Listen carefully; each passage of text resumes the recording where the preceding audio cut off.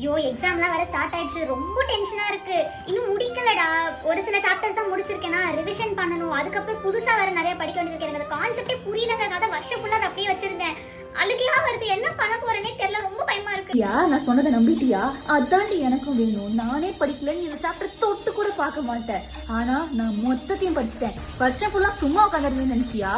புக்ல இருக்குது, புக்ல இல்லாதது 10 வருஷம் question paper, important questions, ma'am கொடுத்தது கொடுக்காதது, கைடு எல்லாத்தையும் படிச்சு வச்சிருக்கேன். சீனியர் கிட்ட கேட்டு எக்ஸ்ட்ராவா படிச்சு வச்சிருக்கேன்.